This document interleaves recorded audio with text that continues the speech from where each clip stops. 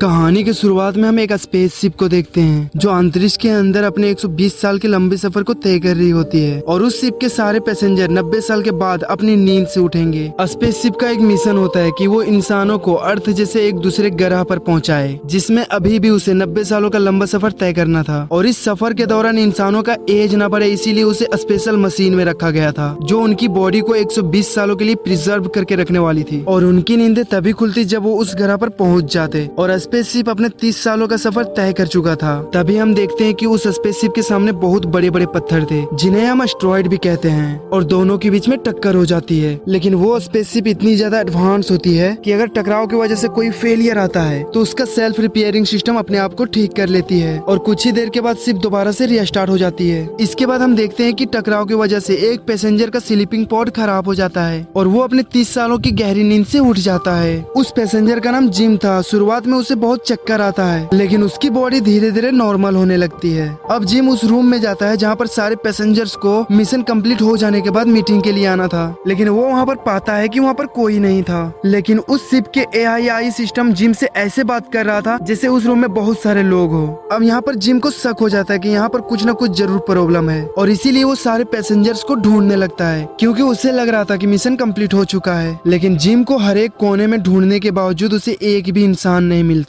अब जिम बहुत ही ज्यादा घबरा जाता है और वो कंट्रोल रूम की तरफ मदद मांगने के लिए जाता है, लेकिन यहाँ पर कंट्रोल रूम बंद होता है और कंट्रोल रूम को एक्सेस करने के लिए स्पेशल क्रू मेंबर के ID के बिना नामुमकिन था। अब जिम सिस्टम से स्पेसशिप का लोकेशन निकालता है और उसे वहाँ पर पता चलता है कि वो अभी अपनी मंजिल से 90 साल दूर है। इसका मतलब ये है कि उसकी बॉडी 90 साल पहले ही एक्टिवेट हो गई और शिप की इतनी बड़ी खामी के बारे में वो अर्थ के लोगों को बताना चाहता था और इसीलिए वो एक मैसेज रिकॉर्ड करके अर्थ पर भेजता है। लेकिन वो ये बात जानकर बहुत ज्यादा हैरान हो जाता है कि उसका मैसेज का रिप्लाई आने में 55 साल लगेंगे। इसका मतलब ये था कि उसे इसी शिप में 55 साल बिना किसी के मदद के बिताने होंगे। अब जिम यहाँ से हताश होकर जाने लगता है। तभी जिम यहाँ पर किसी को देखता है, शायद वो इंसान हो सकता था। लेकिन जिम जब उसके पास जाता है तो जिम को पता चलता है कि वो बस एक रोबोट था जिसका नाम आर्थर था और वो बिल्कुल इंसानों की तरह था, बस उसके अंदर फीलिंग्स नहीं थी। अब जिम खाना खाने के लिए एक मशीन के पास आता है, लेकिन वो मशीन जिम के पसंद का खाना नहीं देती क्योंकि वो जिस कैटेगरी का पैसेंजर था उस कैटेगरी में लो ग्रेड फूड ही दिया जाता था।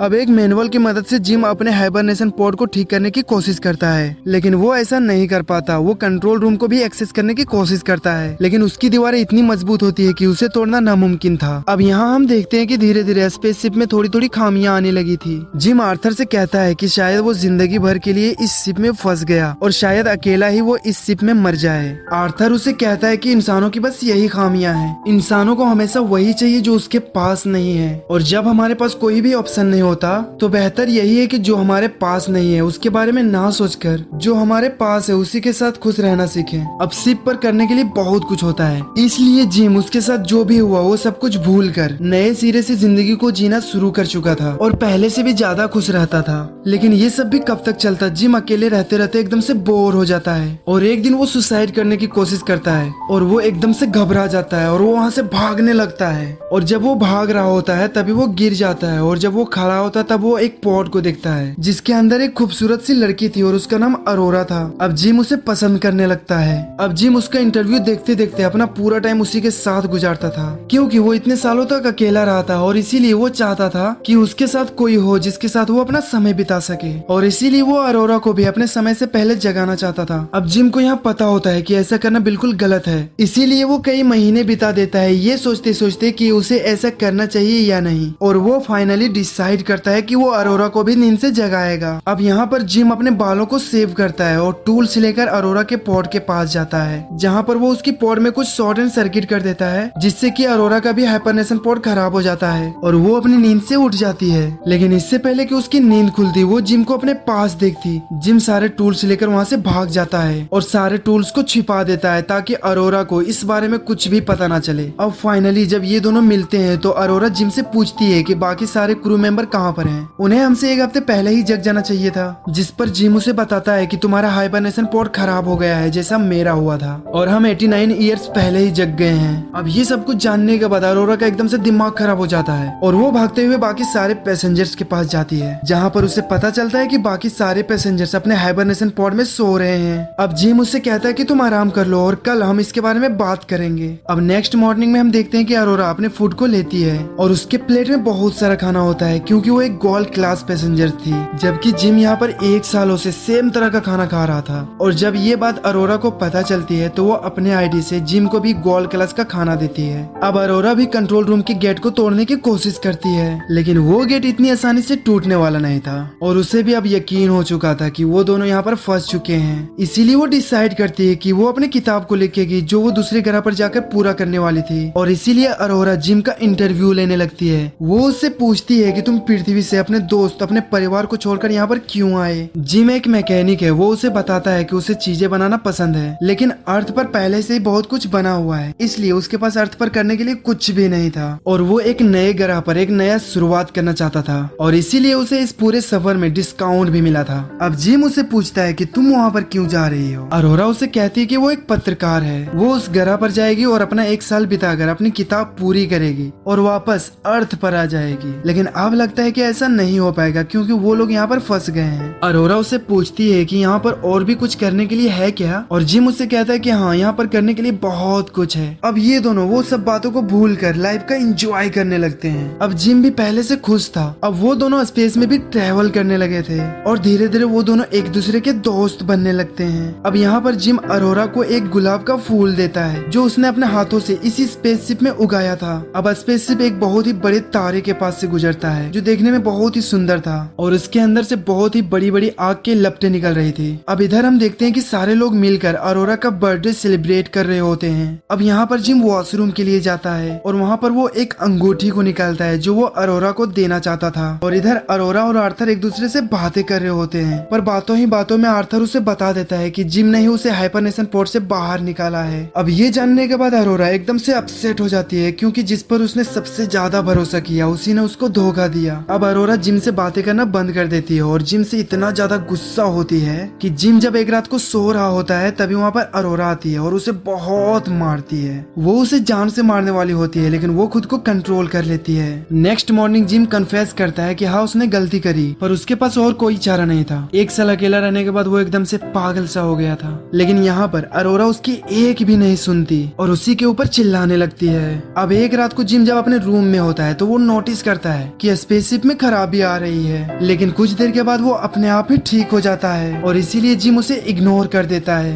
अब हम देखते हैं कि जिम स्पेसशिप में कुछ कर रहा है और देखते ही देखते वहाँ पर वो एक पेड़ उगा देता है। अब अगले दिन जब वो लिफ्ट से नीचे आ रहा था तभी अचानक से लिफ्ट खराब हो जाता है और वो किसी तरह से बाहर आता है। अब इधर अरोरा जब अपना खाना के लिए मशीन के पास जाती है तो वो मशीन सारा खाना उसी पर फेंक देता है और उन दोनों को समझ नहीं आ रहा था कि ये सब कुछ क्या हो रहा है। लेकिन तभी उन्हें किसी की आवाज आती है और जब ये दोनों पेड़ के पास जाते हैं तब वो देखते हैं कि एक क्रू मेंबर जिसका नाम गस था वो जिम के लगाए हुए पेड़ से बिल्कुल भी खुश नहीं था। वो उससे पूछता है कि बाकी लोग कहाँ पर हैं, तो जिम उससे बताता है कि बाकी सारे लोग अपने हाइपरनेशन पॉड में सो रहे हैं। अब गस कंट्रोल रूम के अंदर जाता है और वहाँ पर वो चेक करता है कि इस शिप के अंदर क्या क्या खराबियां हैं, लेकिन यहाँ पर उसे कुछ भी पता नहीं चलता और इसीलिए वो डिसाइड करते हैं कि सब कुछ वो मैनुअली चेक करेंगे। और जब वहाँ से वो लोग बाहर आते हैं तभी उस पर एक रोबोट गिर जाता है। जिम उसे कहता है कि ये 15वां रोबोट है जो खराब हो चुका है। अब वो हाइबरनेशन पॉड को भी चेक करता है जहाँ पर उसे पता चलता है कि जिम ने ही अरोरा का हाइबरनेशन पॉड को खराब किया था। अब वो उससे पूछता है कि तुमने ऐसा क्यों किया, तो जिम उससे कहता है कि मैं पिछले 1 साल से अकेला था, लेकिन गस उसे कुछ भी नहीं कहता क्योंकि उसे पता था कि 1 साल अकेला रहना कैसा होता है। अरोरा गस से कहती है कि क्या आपको पता चल गया कि मेरा हाइबरनेशन पॉड को किसने खराब किया, तो अब आप उसके साथ क्या करेंगे। लेकिन यहाँ पर गस अरोरा को समझाता है कि इसमें जिम की कोई भी गलती नहीं है क्योंकि 1 साल अकेले रहना अपने आप में एक बहुत बड़ी बात है। तभी गस का तबीयत खराब हो जाता है और वो जब अपने रूम में आता है तो वो देखता है कि उसके मुंह से ब्लड आ रहा है। अब एक रात को जब सब सो रहे थे तभी अचानक से शिप से इलेक्ट्रिसिटी चली जाती है जिसकी वजह से ग्रेविटी बंद हो जाती है और वो सभी लोग हवा में उड़ने लगते हैं। अरोरा जो कि एक स्विमिंग पूल में होती है वो एक पानी के गोले में ट्रैप हो जाती है। अब यहाँ पर अरोरा का दम घुटने लगता है और इससे पहले कि उसकी मौत हो जाती शिप दोबारा से रीस्टार्ट हो जाती है और शिप में दोबारा से बिजली आ जाती है और यहाँ पर अरोरा मरते मरते बचती है। अब ये लोग शिप में हुई पिछले 2 सालों का फेलियर देखता है और यहाँ इन लोगों को पता चलता है कि शिप में बहुत प्रॉब्लम है। अब वो सभी पावर सप्लाई रूम के अंदर आते हैं जहाँ पर गस